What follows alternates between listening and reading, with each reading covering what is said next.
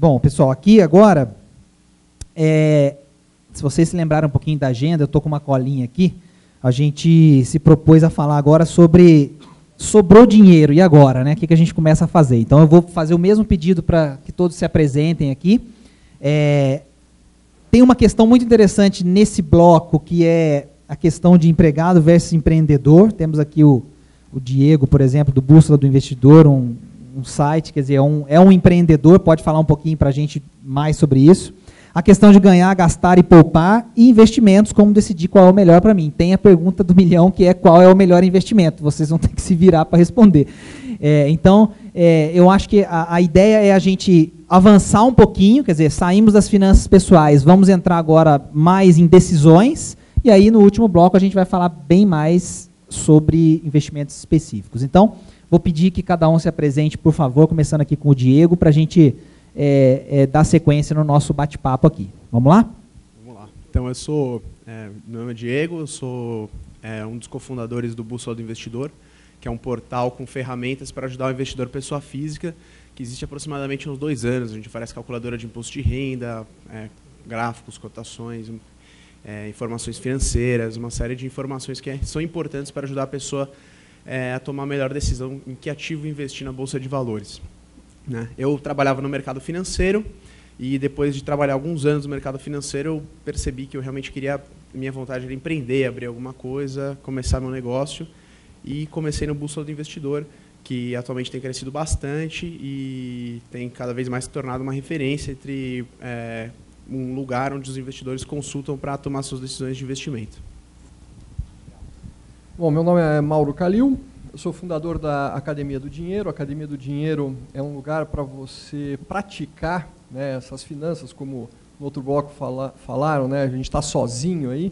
E ela nasceu de uma frustração minha, né, a Academia do Dinheiro, que eu dava aulas, eu fui gerente geral do INE, do Instituto Nacional de Investidores, dava aulas de finanças pessoais, de investimento, etc. Aí o pessoal me encontrava em algum encontro como esse, por exemplo, ou um ano depois: poxa, professor, que bacana, que lindo, que maravilhoso, tudo que você me ensinou é bom e tal, meu próximo filho vai ter o teu nome, né? E aí, como é que está a vida? É igual. E aquilo me dava uma sensação de derrota, né? Eu ia para casa, né, e falava: meu Deus do céu, né? O que eu estou fazendo, né? E eu percebia que faltava disciplina para as pessoas, faltava um encontro. Então a gente formou a Academia do Dinheiro, que é um lugar para você aprender e praticar o enriquecimento, né? E a gente tem tido aí muitos casos de sucesso. Tem um pessoal que está aqui. Vida melhorou? Opa, então tá bom. É isso. Olá, tudo bem? Primeiramente, Navarro, pessoal do Rico, é um prazer estar aqui. Meu nome é Ellison, né? Eu acabo assinando no blog Professor Ellison, porque, na verdade, essa é a minha ocupação profissional. O meu site é profellison.com.br, está no próprio site para quem quiser acessar. Eu sou um acadêmico por formação, não sou um grande empreendedor. O meu maior empreendimento talvez seja esse meu blog atualmente, que eu estou tentando dar uma boa atenção a ele. Tenho alguns infoprodutos, agora também comercializo e-books, exercícios, vídeos e tal. E estou aqui para tentar ajudá-los a responder algumas perguntas no que me couber. Bom, boa tarde, meu nome é Marcelo Laurete, eu trabalho na Rico desde a época da Link Trade ainda. Hoje eu atuo na área de distribuição e alocação de fundos, então a gente vai poder bater um papo aí sobre essa área de investimentos. Legal. E aí, galera, imagino que para eles já tem alguma perguntinha aí, não tem não? Agora já é hora do sobrou, o que eu faço? Ninguém? Vamos lá. Temos aqui um.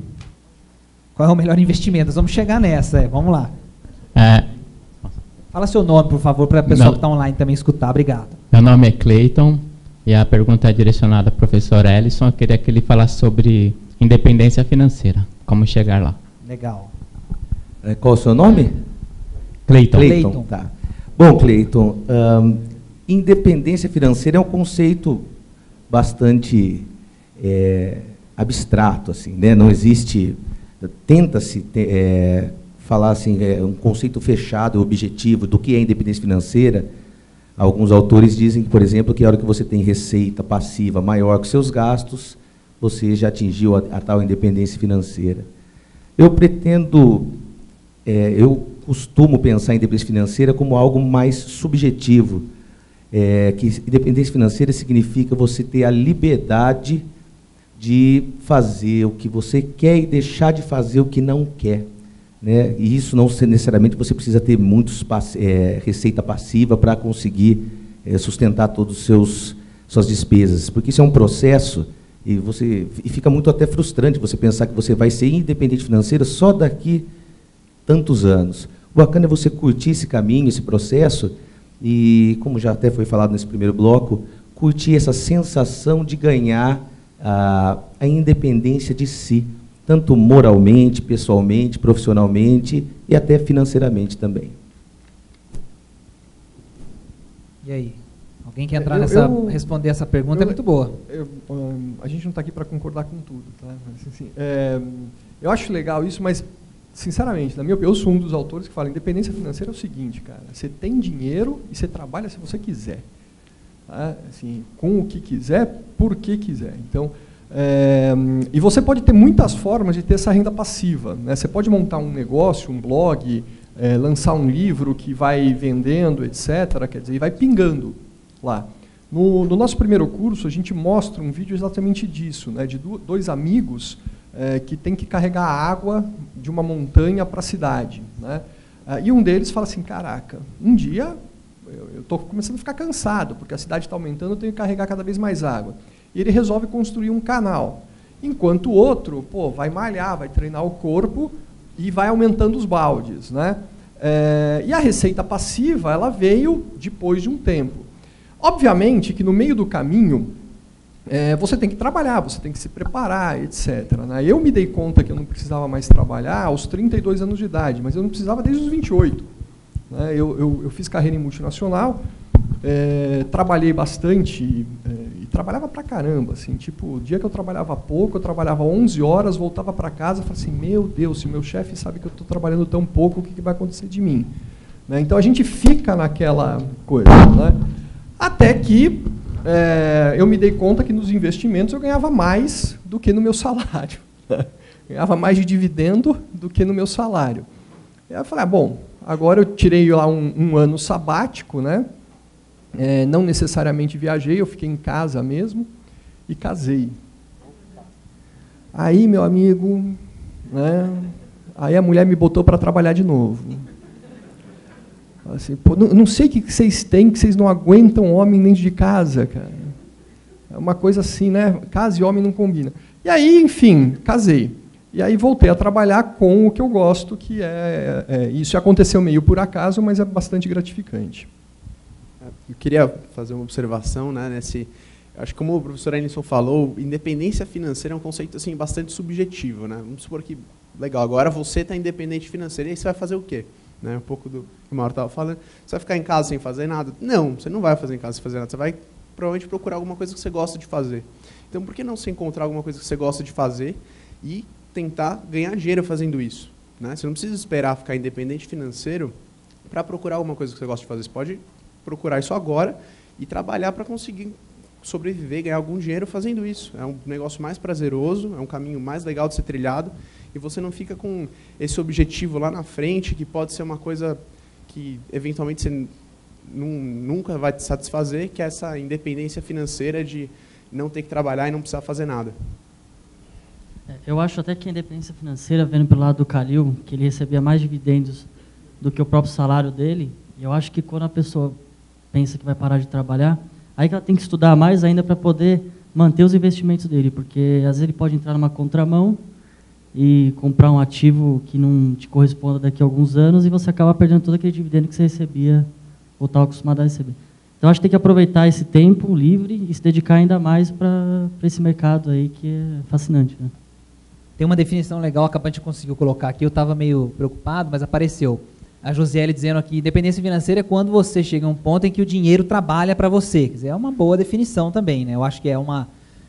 eu vou com um pouquinho de cada um aqui, a minha opinião vai ser mais em cima do muro, mas eu acho que de tudo um pouco, né? Você fazer o que você gosta e poder ganhar dinheiro com isso é fantástico. Então, o que o Diego está dizendo aqui, eu acho que isso é um estilo de vida. Então, eu sou um empreendedor, eu sou um cara que gosta de se meter em negócios meio malucos de vez em quando, levo umas tijoladas e tal. Agora, recentemente mesmo, estava me metendo com coisa de kitnets e tal, e aí esse mercado de construção civil deu uma guinada muito, para dizer o mínimo, interessante, né? Quer dizer, você tem uma mão de obra caríssima, o preço dos materiais subiu muito, então, assim, aquela projeção inicial de renda que ia ser gerada com isso, ela já mudou um pouco, enfim. Então, eu acredito que independência financeira o dinheiro trabalhar para você, sim, muito bacana, eu acho que esse objetivo ele é nobre e ele dá a possibilidade da gente fazer o que a gente gosta, e isso significa continuar trabalhando, mas naquilo que você gosta. Então, eu acho que não é só o dinheiro entrando e você, como o Mauro falou, ficar sem fazer nada, mas ele não conseguiu também. Quer dizer, então, a ideia eu acho que é essa, você conseguir que o dinheiro trabalhe, mas e aí você aproveite depois para fazer o que você gosta. Então, eu vou concordar com um pouquinho de cada um. Acho que essa definição de dependência financeira, ela é mesmo pessoal, subjetiva, mas ela tem que passar por algumas características que eu acho que a gente mencionou aqui de uma forma... Só para fazer um adendo, eu achei que até rendeu muito mais do que a própria pergunta do nosso amigo Cleiton, mas, assim, só para fazer um complemento final, concordo também com o professor Calil, eu discordo que ele discordou de mim, eu acho que complementou, na verdade, assim, eu discordo um pouco, assim, independência financeira, fazer o dinheiro para trabalhar para você, porque aí a gente está falando de independência. Independência, como eu falei assim, é você poder dizer sim quando quer dizer sim e dizer não quando quer dizer não. As pessoas que não têm uma reserva de dinheiro, seja ela rendendo a renda passiva que cubra as despesas ou não, ou no caminho, acabam podendo, quem não tem essa condição, ela não tem a independência de, por exemplo, falar assim, vou largar desse trabalho e vou para outro. Por quê? Ela está amarrada na dívida, ela precisa daquele trabalho para pagar um passivo que ela tenha. Então, a independência, né, independentemente da quantidade de dinheiro, é a possibilidade de você poder escolher o que você quer e deixar de fazer o que não quer. Eu acho que é por isso que eu gosto mais desse critério subjetivo. Aí cada um vê o que é o consumo que quer fazer, daí entra na primeira história aqui da primeira rodada. Alguém quer continuar aí? Vamos lá? A próxima pergunta seria o quê? Como, né? Talvez. Como atingir a independência financeira? Então, acho que é uma boa discussão também. E tem uma observação aqui atrás que a gente está vendo online, o pessoal algumas pessoas ainda têm uma fascinação pelo milhão. Então, acabou de aparecer aqui atrás, independência financeira talvez seja associada com conquistar o primeiro milhão.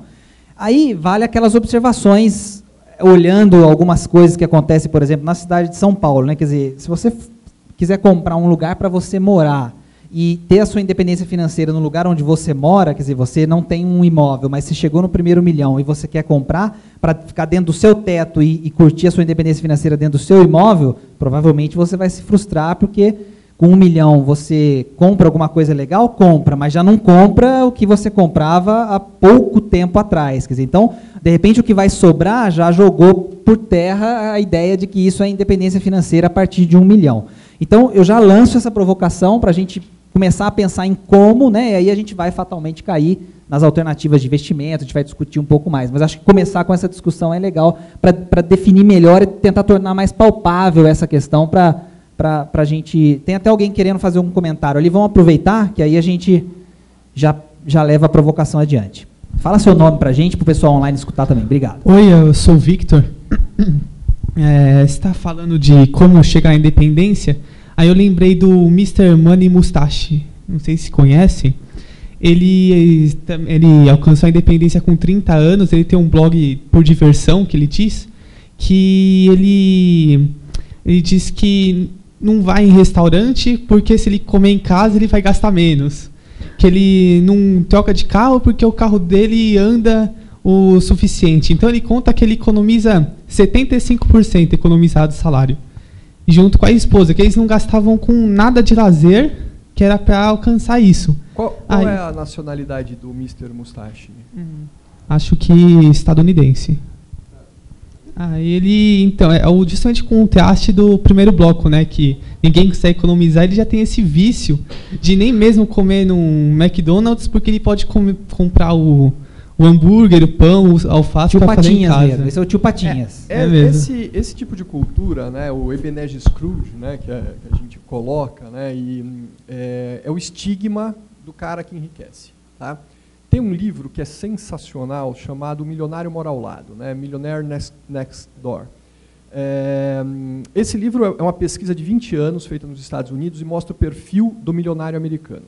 O milionário americano, ele é teu vizinho, ele tem um carro pior do que o seu, ele é um carro americano, não é um carro importado. Tá? Ele é fundamentalmente empreendedor, o ambiente para o empreendedorismo nos Estados Unidos é muito mais amigável do que para o empreendedor brasileiro. Tá? E é um cara assim, que tem hábitos frugais, né? De tipo fazer churrasco em casa ao invés de ir numa churrascaria. Tá? Bom, e obviamente que o início do processo de enriquecimento se dá por você gastar menos do que você consegue fazer de dinheiro, óbvio. Tá? Então, assim, um ponto assim, ninguém é independente financeiramente com dívida. Tá? Eu estou negativo, eu estou no cheque especial, obviamente que você não vai ser independente financeiramente. Tá? Bom, então é possível, você não precisa chegar a tanto. Né? Quando eu morava com os meus pais, eu demorei bastante para sair da casa dos meus pais por esse motivo, tá? Porque é barato, né? Morar com os pais. Eu tinha um salário, era o 4º salário da empresa, né? Tinha o presidente, o vice, um diretor industrial e o meu. Né? Enfim, eu chegava a economizar 90% do que eu ganhava. Menos do que 50% era muito difícil. E aí, quando eu torrava, eu ia para o Caribe. Né? Legal. Bacana, sensacional. Então, a economia é a base de tudo, de fato. Tá? Se você necessariamente gastar mais do que você ganha, você não vai acumular. Né? E aí vem o mito do primeiro milhão. Né? Gente, vamos combinar. Tá? 1 milhão é fácil de alcançar. E se você está pensando, pô, não é, você está certo, porque você pensa assim. Né? Já diria Henry Ford, né? Se você acha que está certo, ou se você acha que é possível ou acha que é impossível, de qualquer forma, você está certo. Quem vai dar o destino para as suas finanças é você, e não nenhum de nós que está aqui. Então, assim, eu vou alcançar 1 milhão? Vai. Tá? Porque 1 milhão passa na tua vida num espaço de 5 anos. Né? Para e pensa o que a gente gasta. Você pega um imóvel hoje em dia. Você não compra kitnet em nenhuma capital do Brasil por menos de 300 mil. Já foi 30% de 1 milhão. Teu carro, mais 50, 35% de 1 milhão. Todas as despesas, o que você tem no guarda-roupa, você já chegou em 40% de 1 milhão. Então, é fácil chegar a 1 milhão. O que importa é saber, você está acumulando 1 milhão ou você está gastando 1 milhão, porque 1 milhão vai passar na tua vida. E aí? O professor Ellison está compenetrado. Bom, então fazer algumas observações. Eu acho válido assim você ter metas de falar, eu acho válido ter metas de você falar, vou juntar 1 milhão, vou juntar 3 milhões. Eu acho que o valor não é a coisa mais importante. O mais importante é você estabelecer uma meta. E, em paralelo a isso, também determinar para quê, né? Por que você quer aquilo? Você quer simplesmente para parar de trabalhar? Você quer comprar uma casa na praia? Você quer... Acho que o dinheiro é importante você juntar, mas tem que ter claro o que você vai fazer com ele. O dinheiro não é um fim por si só, né? O dinheiro é um meio para você conseguir alguma outra coisa maior, que, no fundo, é satisfação pessoal, realização na sua vida. Então, é importante ter essas metas para juntar dinheiro, mirar a independência financeira, mas é importante também se ter claro o que mais você está buscando. Né? Se buscar o dinheiro por si só pode ser uma meta um pouco superficial. Quando você efetivamente chega lá, você percebe que, bom, e aí? Né? Então, é importante pensar, determinar. Se tem um objetivo um pouco maior do que esse, um pouco além disso, talvez até ajude você a se dedicar mais, determinar mais, conhecer melhor e saber exatamente para que você está fazendo aquilo. Daí, na hora de tomar uma decisão de comprar um carro, comprar um apartamento, talvez fique até mais fácil de você determinar, bom, eu não vou fazer isso por causa desse, é ali que eu quero chegar. Eu acho que isso também depende de cada um. Assim. O meu grande objetivo na minha vida de juntar um patrimônio é até a minha velhice. Assim. Acho que no país que a gente vive hoje é muito complicado você depender da saúde, de qualquer outro tipo de situação, educação. Então eu vejo assim, o exemplo dos meus pais, que não teve talvez a mesma orientação que eu estou tendo hoje. Então, eu acho que uma independência financeira, no país que a gente vive, acho que leva muito em consideração a isso.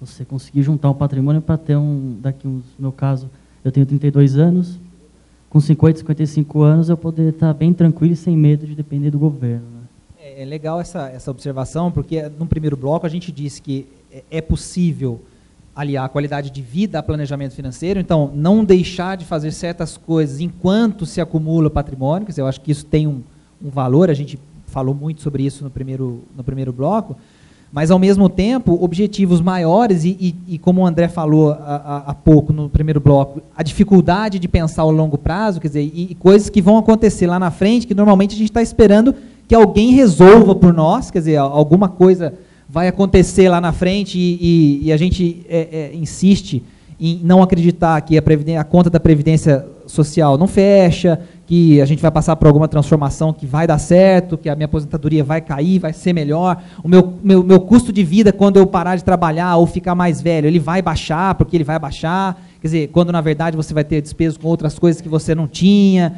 enfim, então tem uma série de coisas que vão nessa linha, né, que você está falando de futuro, que eu acho que estão associadas com esse desejo de independência financeira, quer dizer, não depender necessariamente dos outros, por isso a palavra, logicamente, independência, mas num objetivo que está mais à frente. Quer dizer, então, acho que aqui a gente abriu mais um desafio. Como é que eu consigo, a gente respondeu um pouco no primeiro bloco, mas agora vamos tentar falar um pouco mais investimentos. Quer dizer, essas metas de independência financeira, elas podem variar de pessoa para pessoa em relação ao tempo. Quer dizer, o timing de cada um. Pode ser alguma coisa que eu quero para 5, para 10, para 30 anos, pode ser uma composição desses dois cenários, eu quero atingir um determinado patrimônio num prazo menor, mas também garantir que a minha aposentadoria seja mais tranquila. E como que a gente faz isso? Acho que aí entra já a gente pode tentar falar um pouquinho mais sobre alternativas, enfim, aí a gente entrar numa parte mais, talvez mais prática. Bom, só rapidamente, voltando ali na última rodada, eu acho que o importante é que a gente tenha clareza dentro de finanças pessoais sobre o conceito de riqueza, né? As pessoas que acabam, às vezes, focando em uma certa quantidade de dinheiro para ter a tal da independência financeira, eu acho que acaba sempre esbarrando ou na falta de entender para que é $1 milhão e acaba não guardando, ou numa preocupação, acho que muito grande em guardar esse $1 milhão e depois não saber direito o que vai fazer. Então, eu acho que assim, se a gente compreender o que é riqueza, na verdade, né, que a riqueza ultrapassa os limites do próprio dinheiro, por outro lado, sem o dinheiro, essa riqueza talvez não seja alcançada devido a vivendo aí no mundo capitalista, a diversas restrições que ele vai nos impor, né, até mesmo na questão da liberdade de escolha. Então, eu acho que é bacana que a gente primeiro trabalhe esse conceito de riqueza. E para responder a pergunta aqui em pauta sobre investimentos, eu sei que tem pessoas muito mais qualificadas do que eu aqui para falar de investimento, mas eu queria chamar sua atenção a um ponto que talvez não seja o que mais será tocado. Quando a gente pensa em investimentos financeiros, especificamente, temos 3 questões a olhar, né? O quanto a gente vai investir, quanto tempo e a taxa de juros, a remuneração desse capital. E existe uma ânsia, já foi tratado também, as pessoas me escrevem lá no blog, aonde eu aplico o meu dinheiro para ter maior retorno. Existe uma percepção de que o retorno é a chave do negócio, aonde eu consigo para fazer esse dinheiro render mais. Daí fala assim, quanto você tem para guardar? Nada. Né? Ou 10 mil. Então tá bom, vou te ensinar uma fórmula de dobrar esse capital em um ano, 100% de lucro. Vai sair de 10 mil para 20 mil, isso não vai mudar a situação da pessoa.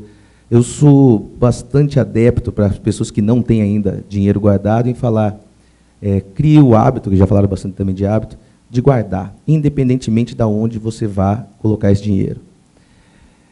Acompanhe, use esse período, esses primeiros anos que você vai acumular o capital, nem que seja na poupança, não tem problema. Se você perder um pouco de rentabilidade, vai perder pouco.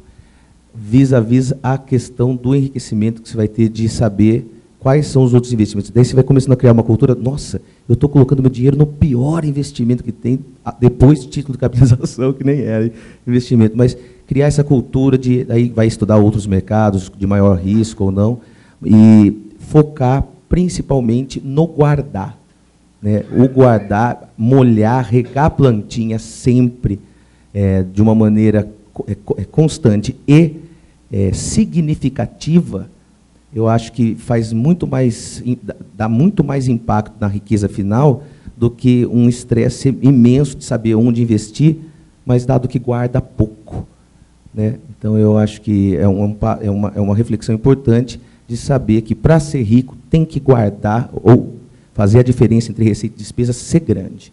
No final das contas, é gastar razoavelmente pouco e tentar fazer oportunidades para ganhar mais.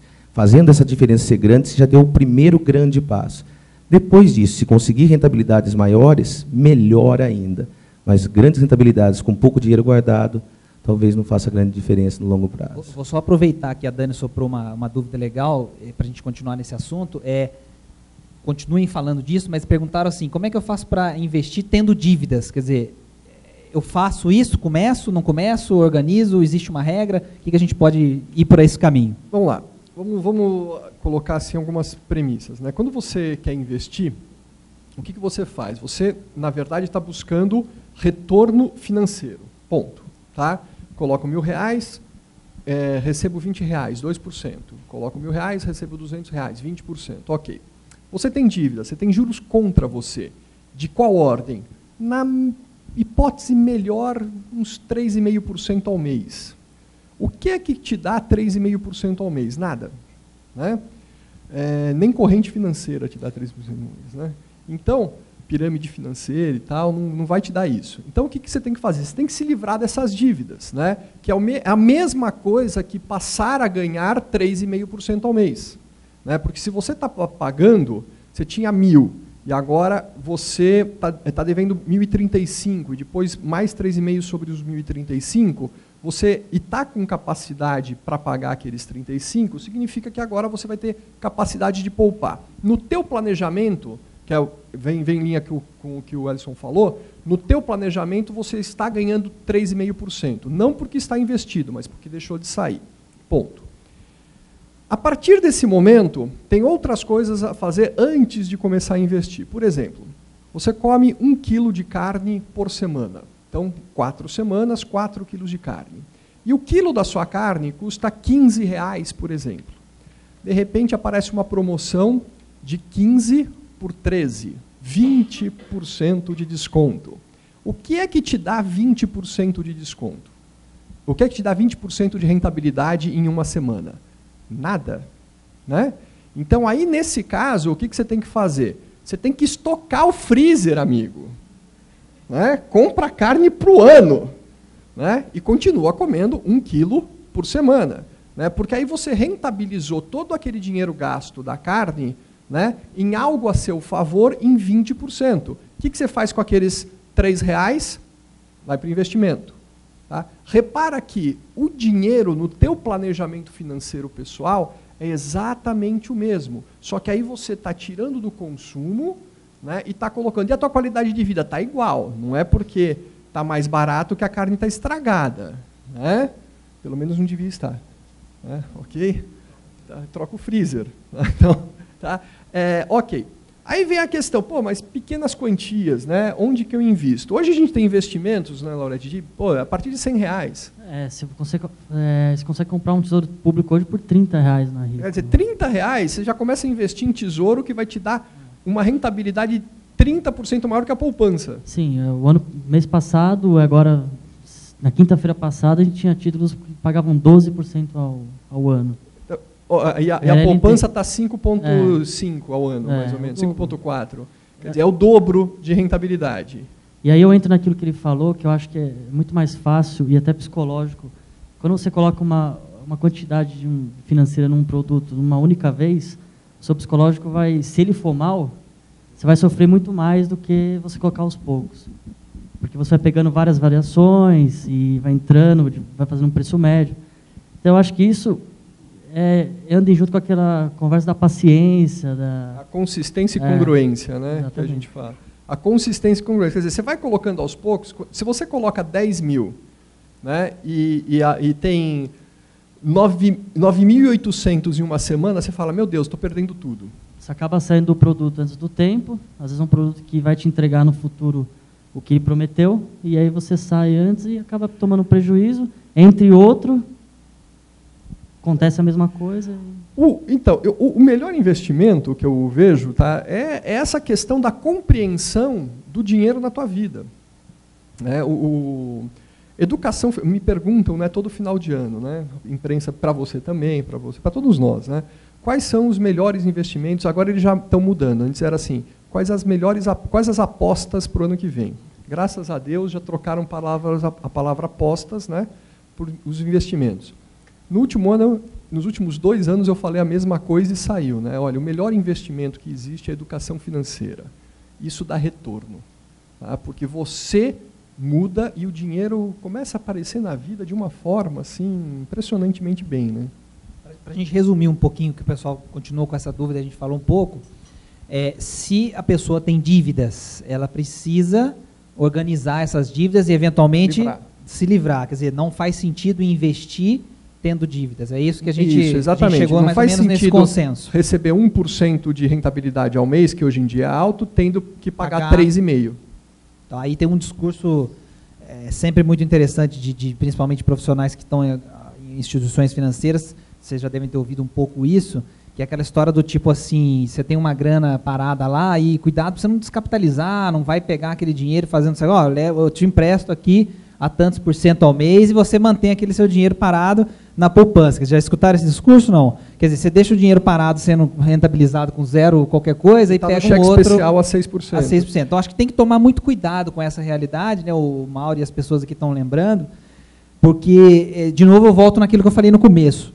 Eu quero começar a investir, mas eu preciso estruturar a minha vida financeira para que isso faça sentido. Quer dizer, senão eu estou indo contra ao mesmo tempo, sem perceber. Eu estou tentando investir para conseguir 1% ao mês no Tesouro, 12% ao ano, e ao mesmo tempo estou pagando uma dívida de 15% ao mês, 13% ao mês. Quer dizer, tomar muito cuidado com isso. Aproveitando aqui a Copa das Confederações, você está fazendo um gol e tomando 4. Está fazendo um gol e tomando 4. Sabe? Não dá.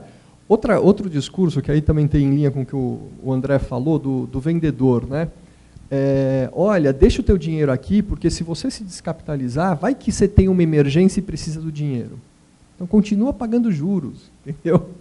Aí está na poupança. E isso é muito emocional. Caramba, vai que eu bato o carro que não tem seguro. Como que eu vou consertar? Legal. Agora eu vou fazer um gancho, aproveitando um pouco a experiência do Diego, que é um empreendedor. Tem muita gente que pergunta também, tenho certeza que a gente recebe esse tipo de comentário, você também lá, o Diego provavelmente no Bússola também.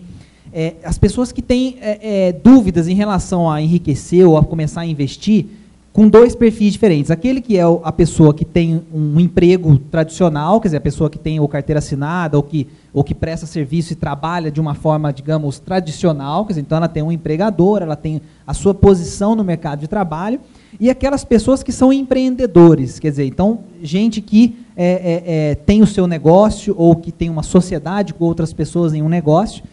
Obviamente que a realidade em relação a fluxo de caixa, nesses 2 casos, ela pode mudar, e normalmente ela muda, quer dizer, você tem um caso em que você tem uma renda mais constante que você conhece, apesar de alguns riscos de, eventualmente, uma demissão ou coisas desse tipo, e com o empreendedor você tem um fluxo de caixa que muitas vezes varia, e isso costuma acontecer. Então eu queria que a gente entrasse nessa discussão um pouquinho e falar sobre investir pensando nesses 2 cenários, quer dizer, primeiro, existe um melhor...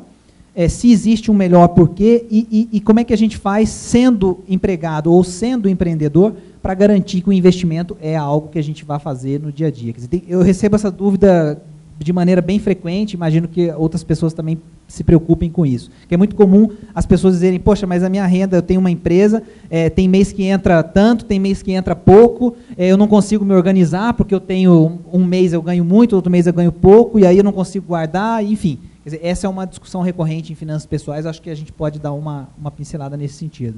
Legal. Eu acho que, eu estava vendo aqui atrás, né, que você tem que fazer o que você gosta, mesmo você ter a sua empresa ou trabalhando. Eu acho que é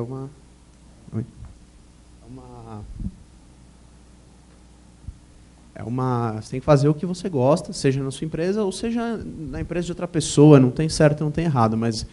independente disso, você vai ter que ter uma relação com o dinheiro, você vai ter que entender, se planejar financeiramente. No caso de você estar numa empresa, você tem o conforto de todo mês pingar o salário na sua conta, eventualmente você ganha bônus no final do ano. Então você tem uma maneira de se planejar melhor. Você sabe quanto que você vai receber, sabe quanto você vai gastar, consegue saber quanto você vai guardar. No caso de você ter sua própria empresa, a coisa já é um pouco diferente, né? O fluxo varia muito. Então, no caso, deu uma risadinha, né? Que ele já está lembrando de como é que a coisa é tensa lá dentro do negócio. É um pouco diferente. Eu tive essa experiência na prática, que eu trabalhei alguns anos no mercado financeiro, e era assim, eu pingava o salário. Agora, como empresa é um pouco diferente, né? Os fluxos variam bastante. Então, no caso de reserva financeira que a gente estava comentando, para quem optou por esse caminho de ser empreendedor, é muito mais importante, porque as coisas variam muito mais, são muito mais incertas, depende muito mais de você, né? Então, é meio questão do que você saber do que você precisa e conseguir planejar seu dinheiro em função disso, né? É importante investir, juntar, com certeza, mas é questão também de decidir o que você quer. No meu caso, eu montei uma reserva para poder empreender. Não é que eu saí do meu emprego sem ter nada. Eu sabia que eu ia precisar de uma reserva, que é um negócio arriscado, você não sabe se vai dar certo. Por que eu troquei um emprego que estava pingando meu salário na minha conta todo mês, e um potencial de carreira, de crescimento, para me aventurar num negócio que eu não tinha nem ideia se ia dar certo, se eu ia ganhar dinheiro com isso, se eu ia conseguir viver disso. Basicamente, é uma opção que eu escolhi, porque eu achei que era isso que ia me fazer feliz, e foi uma escolha, hoje eu percebo que foi uma escolha acertada. Eu não teria continuado, não teria sido feliz, não teria ter esse reconhecimento pessoal que eu tenho hoje, se eu tivesse continuado fazendo aquilo que não era o que eu realmente desejava. Mas saber planejar e saber entender como você vai precisar de dinheiro para seguir esses seus objetivos é fundamental. Então, no meu caso, essa reserva que eu guardei quando eu saí do meu trabalho foi basicamente foi uma meta para me sustentar enquanto o negócio não engrenasse, não começasse a dar algum resultado. Eu sabia que eu ia poder contar com aquele negócio. Então, não é uma coisa que você sai e faz sem planejamento nenhum. Planejamento financeiro é importante em tudo, em todas as suas decisões, né? E para investir, como você abre sua empresa, grande parte dos seus recursos acabam sendo investidos naquela própria empresa. Então, diferente do que de todas as regras de investimento que a gente aprende, que eu estudei, de diversificação, no caso do empreendedor é um pouco diferente, né? Grande parte dos seus recursos acabam sendo altamente concentrados na empresa, e não é nem recurso financeiro, é tempo também, é no seu dia a dia, você vive, respira aquilo. E então, o investimento é um pouco diferente do investimento de se você consegue juntar uma renda ou se você tem uma empresa. Mas, nos dois casos, o importante é você, acima de tudo, planejar e saber ter seus limites, o que você pode e o que você não pode fazer para não ficar numa situação complicada de se endividar, etc. Alguém aí participar, gente? Vamos lá? Aqui, temos aqui. Cadê o microfone? Passa o seu para ele, Diego. Só para o pessoal te ouvir online também, por favor. Fala seu nome. Meu nome é Leandro. Eu queria comentar só uma coisa sobre o que o Mauro estava falando antes, né? Eu estou com uma situação de financiamento de carro. Aí existe assim, eu invisto em ações ou em título, ou eu adianto as parcelas, que é um financiamento em CDC, que ele me dá um desconto, né? Então, eu fiquei pensando esses tempos atrás, nossa, esse desconto ele é interessante, porque ele passa de 15%, 20% de desconto no adiantamento de uma parcela. Então, aí você comentou sobre isso, né? Isso faz total sentido, então, né? Mesmo, então, total. Adianto a parcela, e essa diferença que eu pagaria, eu... Exatamente, porque a tal da história da parcela cabe no teu bolso, né? Vamos dizer que você pague R$100. Adiantando a parcela, você paga 80. O que você faz com os outros 20? Aí sim você pode investir, porque você economizou, entendeu? Então, a parcela é a mesma dentro do teu orçamento, tá? Mas o adiantamento vai te dar um desconto de 20%. O que te daria isso? Nada. Sim. Tá. Obrigado. Alguém mais? Pessoal, vamos lá? Aqui. Seu nome, por favor. Meu nome é Edson. Uma conta que eu acho relativamente complicada. Eu, particularmente, não precisei fazer esse tipo de financiamento na minha vida, mas eu vejo algumas pessoas se debatendo com isso. Eu acho que talvez vocês já tenham feito esse tipo de extrapolação. Financiamento de um imóvel. pelos agentes financeiros. O que é mais vantagem? A pessoa, muitas vezes, fazer o financiamento do imóvel na condição que a gente tem hoje aí, com os agentes, ou economizar e pagar o aluguel durante esse período aí. Alguém já chegou a fazer esse tipo de conta ou comparação? O que seria mais vantagem? Cada caso é um caso. Tá? Quando a gente vai... O alugar ou comprar, ele faz muito sentido para empresas. Né? Então, eu vou montar uma filial em Recife. Né? Então, eu vou verificar se eu vou imobilizar capital ou se eu vou manter ele no meu capital de giro para girar a empresa. Isso faz muito sentido para as empresas. Agora, para famílias, indivíduos, isso varia de acordo com épocas. Tá? Você tem aí períodos de 5, 8 anos em que vale muito mais a pena alugar do que comprar. Seguidos de outros ciclos, onde vale muito mais a pena comprar do que alugar. O fato é que indivíduos e famílias, eles precisam de um teto para morar. Né? Então, eu sou a favor de que você estabeleça um plano para aquisição de um imóvel, por menor que seja, em seu nome, e o aluguel pode fazer parte desse plano, mas não que seja definitivo. Tá? E essa conta ela é um pouco complicada, porque ela vai além do custo de oportunidade, que é dinheiro imobilizado ou dinheiro investido no capital no mercado financeiro, que leva em consideração premissas futuras que ninguém sabe, se o imóvel vai valorizar ou desvalorizar, e isso ninguém tem o controle. Quem controla isso é a prefeitura. Né? Eu acho que a gente pode também, dentro dessa sua pergunta, considerar um pouco momentos. O que eu quero dizer com isso? Muita gente, por exemplo, principalmente os recém-casados, quer dizer, eles normalmente saem, a primeira coisa que querem é já comprar um apartamento. Quer dizer, é preciso pensar se, primeiro, eu entrei no mercado de trabalho há pouco tempo, será que eu vou continuar morando aqui? Será que eu vou me mudar para outro lugar? Quer dizer, a minha vida profissional ela vai se desenvolver aqui ou em outro lugar? Eu não sei ainda, quer dizer, eu estou num momento de construir a minha carreira e isso pode mudar em um prazo de 5, 6, 7 anos. Então, eu acho que quando o Mauro fala desse ciclo que a gente aluga e isso pode ser interessante, faz muito sentido pensar nisso. Quer dizer, será que eu, durante esse período, ou esse casal que é recém-casado ou que tem pouco tempo de casado, será que a gente vai continuar morando aqui ou eu vou eventualmente para outro lugar onde eu vou estabelecer as minhas raízes realmente? Muita gente está fora da sua cidade natal, tem planos de voltar para lá. Então, eu acho que nesse caso o aluguel ele pode ser interessante, desde que você faça essa conta, como o Mauro comentou, e que você, eventualmente, aplique essa diferença. Porque se você vai fazer se você faria um empréstimo e pagaria, sei lá, R$ 2.500 de parcela, e você consegue alugar algo semelhante por R$ 1.500, quer dizer, você estaria comprometendo R$ 2.500 do seu orçamento. Então, parte-se do princípio de que você fez a conta e aquele valor entraria dentro do seu orçamento de maneira factível. Então, você tem uma diferença do que você está pagando de aluguel para o que você pagaria em relação ao financiamento. Se você economiza, em tese, essa parcela do financiamento, paga o aluguel e guarda aquela diferença, você, para esse período, decidir o que vai acontecer e chegar lá na frente e usar esse valor para dar uma entrada e conseguir uma condição melhor de financiamento. Então, veja que é difícil para a gente que está nessa posição dizer o que é certo e errado, porque há o componente subjetivo, como o Mauro falou, de o valor do teto que eu estou morando. Quer dizer, para muita gente, esse valor é muito grande. Então, quando a gente vai fazer uma consultoria ou trabalhar com uma família, tem gente que é enfático e diz, não, eu preciso morar num imóvel que seja meu. Se eu não morar num imóvel que seja meu, eu não sei, eu não consigo me organizar, isso é uma coisa que está enraizada, uma cultura. Então, isso a gente precisa levar em consideração.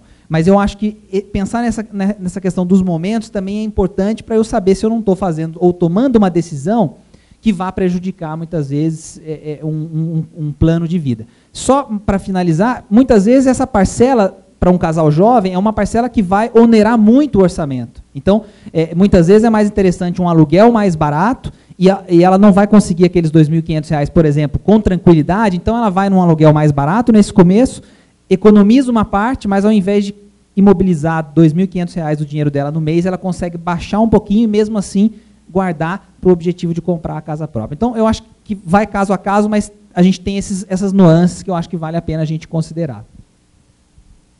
Vamos lá, gente? Mais gente aqui, provocando?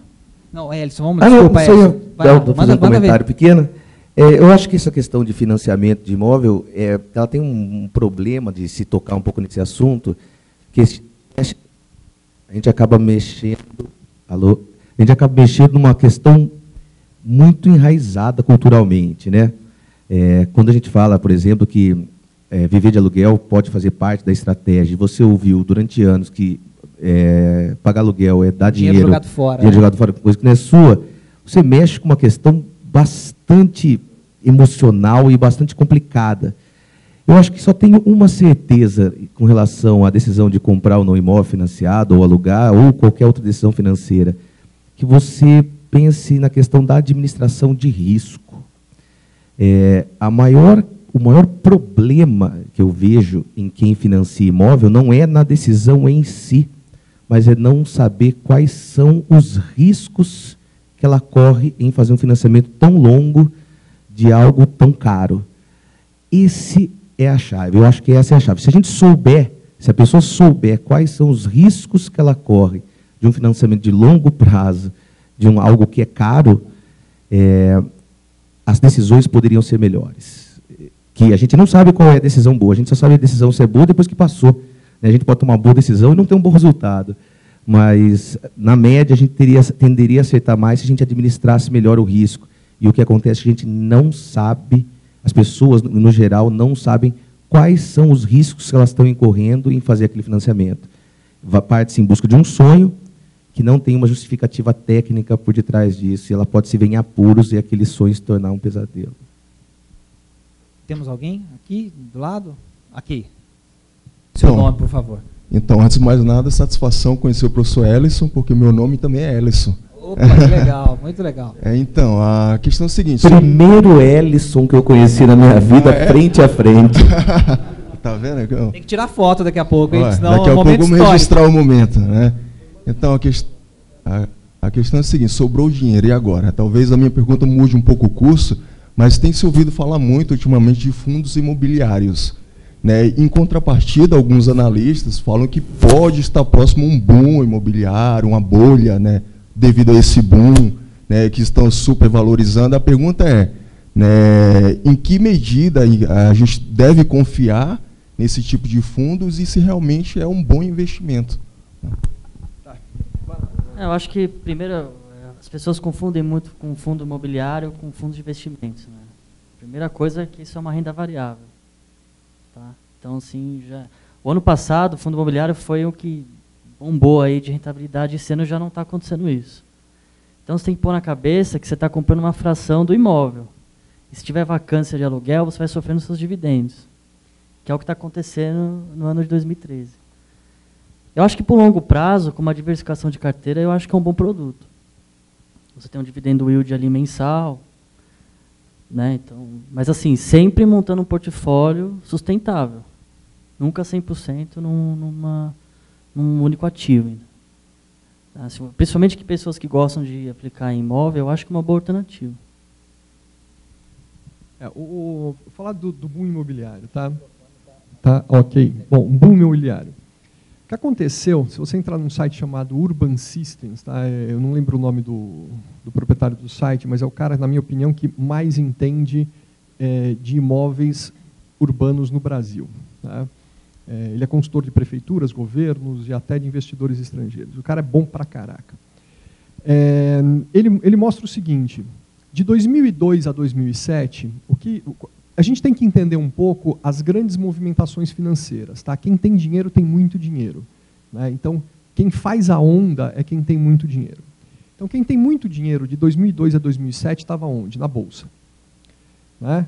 Então, esse pessoal abandonou o mercado imobiliário. O que aconteceu de 2002 a 2007? Nesse período, a média de valorização de imóveis urbanos no Brasil, tá? Foi de 15% em 6 anos. 2002, 3, 4, 5, 6 e 7. 6 anos. Tá? A média normal é entre 10% e 12% ao ano. Aí, 2008 chegou, veio crise na Bolsa. O pessoal saiu de Bolsa, que viu investment grade, eles fizeram a onda de novo, tiraram todo o dinheiro de Bolsa. Aonde que está barato na renda variável? O imóvel é renda variável, opa, os imóveis estão baratos, saíram comprando. Né? E aí, de 2009, 10, 11, você teve os 12% normais de cada ano, mais toda a recuperação dos 7 anos anteriores. Tá? Por isso que fala, nossa, tá vendo como o imóvel está valorizando? Né? E aí a gente está falando muito de cultura aqui, mais uma cultura de investimento no brasileiro. Eu olho a rentabilidade passada e, é lógico que isso vai acontecer daqui para frente. Né? Alguém aqui entrou na bolsa no investment grade? Por favor, levante o braço. Ninguém. Ok. Alguém pensou em comprar imóvel no ano de 2011? Pô, está valorizando, vou comprar, porque isso vai valorizar. Então, o que valoriza ou desvaloriza o imóvel? É o entorno dele. Esse imóvel que a gente está, ele não desvaloriza ou valoriza. O que valoriza é a área e porque ele está aqui dentro, vai junto. Tá? Se por um acaso a prefeitura resolve colocar uma feira livre aqui e a barraca de peixe fica na porta desse imóvel, ele desvaloriza. Tá? Ou seja, um imóvel por si só, ele não acontece nada. Fundo de investimento imobiliário. O que aconteceu nos Estados Unidos foi através de fundo de investimento imobiliário, que não aconteceria aqui no Brasil, porque a gente tem muitos tipos de fundo e só um deles é de recebíveis. Tá? Só uma das classes é de recebíveis. E que tem outra legislação também. Tá? Aí eu concordo com tudo, ratifico tudo que o Lauretti falou. Tá? Se você pensa em pelo menos 2 anos, a partir de 3 é muito bom. Tá? Agora, eu vou colocar dinheiro num fundo imobiliário para retirar daqui a 6 meses, provavelmente você está incorrendo em riscos. Ok? Só queria dar uma complementada aqui, também falando de fundos imobiliários, agora como economista. Quando você vai investir num fundo imobiliário, tem 2 critérios que você tem que avaliar. Né? Primeiro, a renda que você vai receber, que é proveniente do aluguel. Esse investidor pessoa física tem isenção de imposto de renda, ok. Super legal. Então, faz a conta de quanto você vai pagar para quanto você vai receber de renda por mês, você já consegue saber sua rentabilidade mensal, consegue comparar com outros investimentos.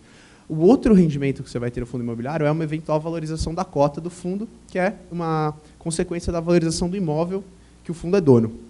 Tá? Essa valorização da cota, claro, todos esses critérios afetam bastante o entorno do imóvel, a taxa de vacância. Só que o principal e o que mais movimentou preços imóveis na economia nos últimos anos foi a taxa de juros, justamente porque os investidores fazem essa conta. Então, quanto eu vou receber 100 de aluguel, a taxa de juros é 10. Se a taxa de juros cair para 5, o valor daquele imóvel continua pagando 100, ele vai aumentar muito, por causa que ele, agora, antes a rentabilidade exigida era 10 e agora a rentabilidade exigida é só 5. Então, antes de você investir no fundo imobiliário, é legal você também entender um pouco o que está acontecendo com a taxa de juros. Se a taxa de juros está subindo, provavelmente o valor daquele imóvel vai diminuir, a cota do seu fundo também. Se a taxa de juros está caindo, é bem provável que todos os imóveis se valorizem e a cota do seu fundo imobiliário também. Legal. Bom, gente, a gente está chegando na nossa... Passa rápido, né? Mais 1 hora já se foi. E a gente vai falar um pouquinho mais sobre mercado financeiro, especificamente agora, nessa próxima hora. Aí com mais especialistas que vão falar mais mesmo sobre bolsa. A gente pode até falar de fundos imobiliários, porque são negociados em bolsa também. Então, eu acho que vai fazer parte dessa discussão. Agradecer vocês aqui que estão aqui na frente. Vou fazer o mesmo pedido para a gente dar uma salva de palmas para todos que estão aqui. Muito obrigado. E não saiam correndo para a gente poder não atrasar essa última hora. Quem tiver que fazer uma paradinha técnica, faça, mas volte correndo para a gente seguir. Legal?